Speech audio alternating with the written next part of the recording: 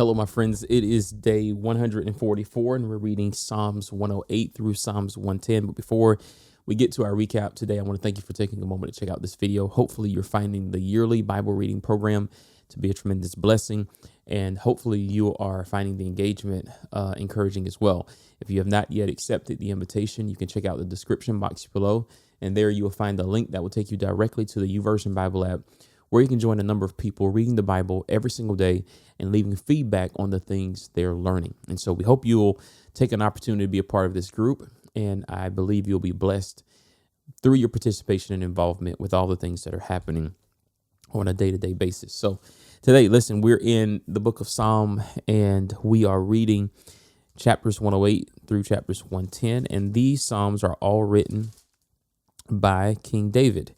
And it seems to be appropriate to read these Psalms at this particular point in his life.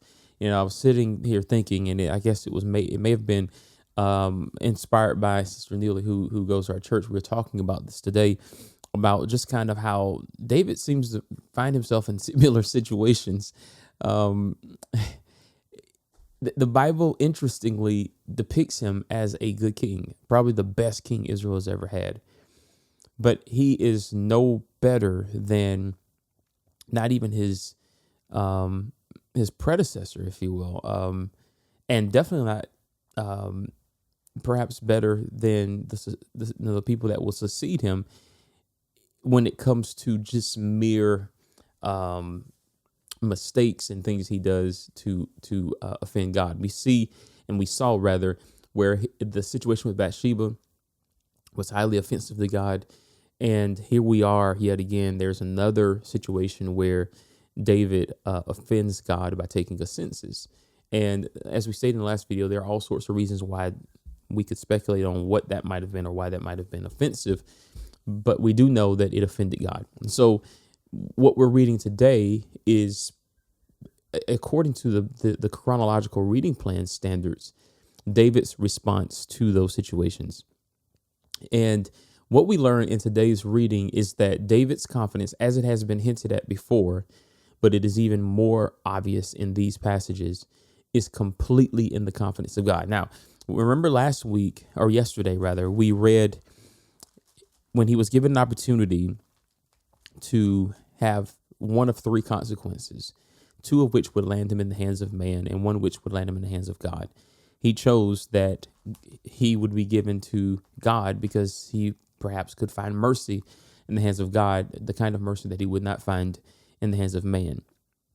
So when we read chapters 108 through 110, you can hear these sentiments being expressed in these Psalms. For instance, Psalm 108 verse 1 says, "My heart is confident in you, O God. No wonder I can sing your praises with all my heart."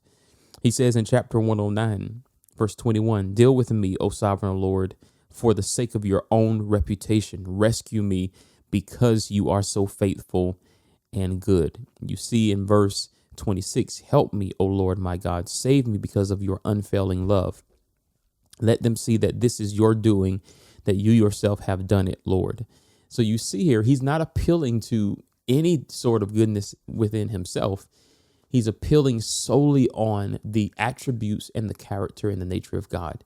His loving kindness, his long suffering, his gentleness, his compassion, his mercy. He's appealing to God simply on the basis of who he is.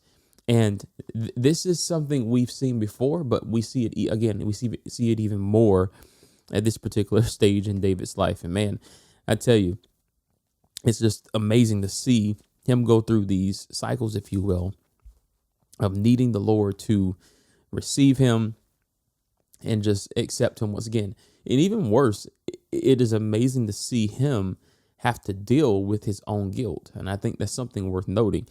We read these passages and we may assume that David was just casually saying these things, or maybe he was just, as we would do, saying the right thing at the right time. But no, this is a man that is heartbroken over his own sinfulness. He's broken over his own brokenness.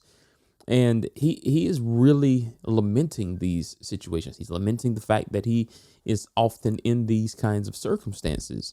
And so the appeal is genuine and sincere. and it seemingly is one that the Lord accepts. And so in chapter 110, it says here, the Lord will extend your powerful kingdom from Jerusalem. This is in verse 2. You will rule over your enemies. And this is what he says in response to what some will consider to be a messianic psalm. Because if you look at verse 1, it says, the Lord said to my Lord. You see that? This is the Lord, Jehovah, speaking to David's Lord, which many people, pretty interesting thing there, but many people see this as a reference to Jesus Christ himself. And so, and we see this also, if you look in the New Testament, you'll see that this psalm is actually quoted in the book of Hebrews, chapter